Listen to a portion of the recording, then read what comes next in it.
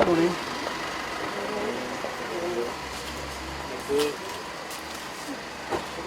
You guys say to go home.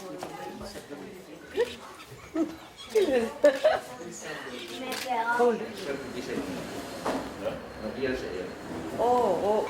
I think last week we received the clerical officer. Once again, a very good morning to you, and thank you for the presentation this morning. Indeed, very enlightening, and a lot of new knowledge has been brought to my attention. At the offset, if I may congratulate the Council for the commendable work done over the last 2 years, and I believe, like you said, there's a lot more to be done to take this way forward. The meeting this morning is of great importance to us, and I think all the stakeholders out there, for it will reflect on the achievements and challenges that the Council encounters in its daily work since its establishment in 2013, I believe. And most importantly, forums such as this paves way forward in strengthening the collaboration between government and non-government organizations, in ensuring that the voices and the needs of the senior citizens are captured and mainstreamed at all levels of the development process. Today's occasion also marks the second anniversary of the Council, and I think we all need to put our hands together for that. So thank you very much. Since its establishment on July 3rd, 2013. Ladies and gentlemen, the welfare and the well-being of our senior citizens is at the heart of the government activity, and of course at our ministry's policies and programs. NCOP emanates from the Fiji's National Aging Policy, which was endorsed by the Fijian government in 2011. And this policy conveys the overarching vision of the Fijian government that through its program continues to demonstrate genuine care and compassion for all senior citizens in Fiji. The government's decision to establish this council 2 years ago, I think, has been a very timely one. And I note that with the National Aging Policy, the council has innovatively transferred its key actions as part of the framework of its strategic plan in the next 3 years. Working to improve our services for older persons is a social justice business, and the Council has a lot on its plate, and I mean a lot on its plate, to deliver in coordination with existing and potential stakeholders. The reality that we have now is for the Council and the stakeholders. They now have an opportunity to elevate our awareness, not to limit it to a handful of approaches, but to create awareness in the most efficient and transparent mediums. NCOP can deliver its mandate better through partnership, and I believe advocacy here becomes an important step in securing greater partnership to deliver the services for our older persons. I understand that NCOP has a limited budget of $200,000, and I'm happy that even despite the budgetary constraints, you are making progress in providing enabling environments for the existing aged care facilities around the country. If I may, on this note, mention on one of your slides was to ensure minimum standards of operations. That is a course for us to take further. During our visit to Melbourne last month, we visited the care facilities, and we were very much impressed by the level of care that is given to the elderly in their homes. I understand it will take us a lot of time to match up to those standards, but given the limited number of homes that we have in the country, and given the increasing involvement of other stakeholders, which I think we should encourage, we should be able to uplift the existing standards, especially in terms of the caregiving facilities. And our care facility from Melbourne has shown a very keen interest to train selected caregivers from Fiji. This is a program that will be working very closely, the Ministry will be working very closely with NCOP in identifying caregivers that we would be able to send over to Melbourne and on an exchange visit. And I believe that that is one area that we need to look at, especially in terms of the caregivers that we have, because the aged in the homes require different different standard of caregivers. So that's something that we should work in future with that. And the council is progressively pursuing a national minimum standards for residential homes with the intent that we can standardize it all across all the homes that are in operations in the country. I mean, some of the homes that we visit, we find that a lot needs to be done in terms of upgrading of facilities, etc. So that could be another way forward for us. And the establishment of NCOP and implementation of much awaited programs like the social pension scheme and the bus fare concession for the elderly has also been created through the Fijian government's commitment to promote an inclusive and enabling environment for senior citizens in Fiji. And I think most of you are aware of that another step that we have taken, our Show You Care initiative.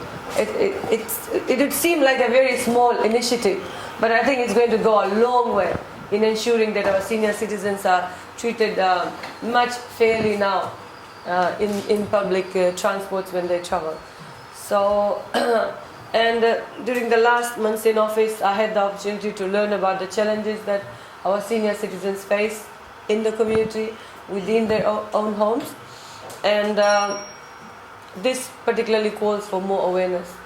And we've always said that we need to involve families, we need to involve communities, like you said, micro and macro levels. Everybody needs to be involved to ensure that our citizens, senior citizens especially, are given the due respect and dignity that they need at this stage of life. And it is indeed also sad to see that our homes are full of senior citizens. You know, there's a whole line of applicants waiting to be absorbed into the existing facilities, and that is something that we all should work together to discourage. Like we have said, and we will still reiterate, senior citizens deserve and must be kept within the vicinity of their homes with their families and their loved ones. Unfortunately, for those who are pushed out of their homes for whatever reasons, we have homes that exist, but that should not be the solution. We are trying to discourage family members from putting their senior citizens into such aged care facilities. And we must also accept, ladies and gentlemen, that Fiji is considered as an aging population. It is projected that in 2050, there will be close to 30,000 people aged over 80 years. In other words, there will be more older persons in Fiji compared to children under the age of 14.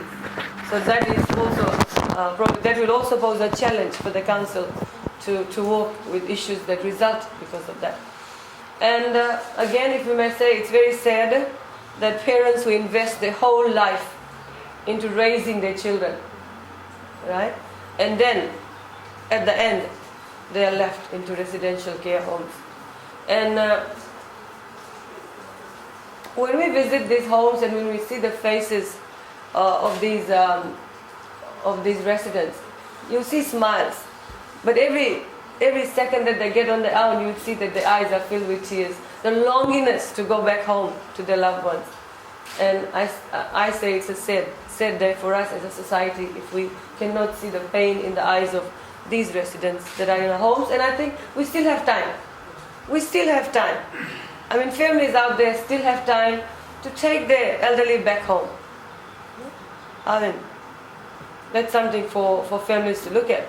And when you see the void and sadness in the eyes, it makes us realize, I mean, what have we turned into? And again, we need to go back to the very core values that bind communities together. And these are family values of love, care, respect, all that. So that sort of is slowly fading away.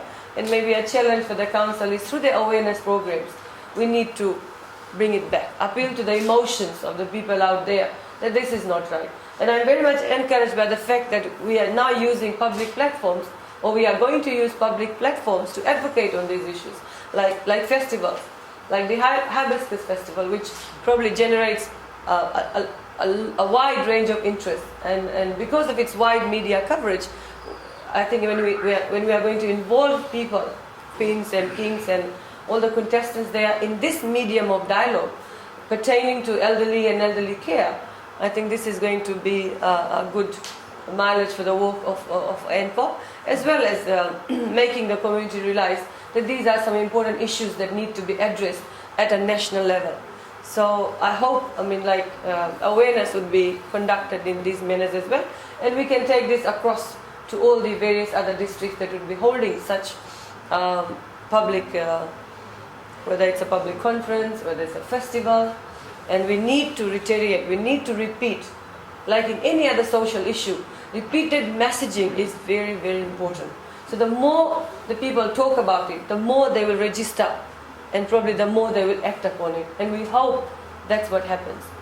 And again, a humble plea to all the families and communities to provide a safe, healthy, carefree, comfortable and a supportive environment for our senior citizens. And the Fijian government will ensure that senior citizens age with care, respect and dignity, and the ministry will work with stakeholders out there, interested individuals and all NGOs to partner in our efforts to create this environment for our senior citizens. Ladies and gentlemen, it is an utopia for the Council to realize it's fully fledged, established throughout Fiji gradually. Like I said, gradually, this is just the second year, and hopefully as we move on, we will achieve successes. And this is because the Council's aspiration need to trickle right down to the grassroots as we face up to tackle the challenge, concerns and interests of the senior citizens in Fiji.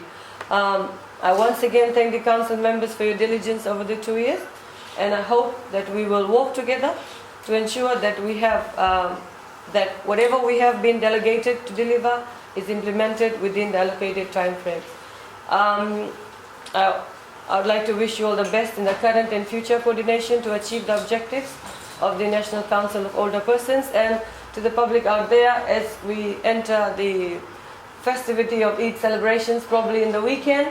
I am sure that we all will be able to share what we have with those that do not have as much as we have, by sharing and caring and probably just being thankful for what we have and the difference that we can make in the lives of underprivileged around us. You don't have to look across the other side of the country. Within your neighborhood, there would be people who are disadvantaged, who may not have what you have been gifted by God. So let's take this season of Eid, the festival of Eid, to celebrate the joys of what we have.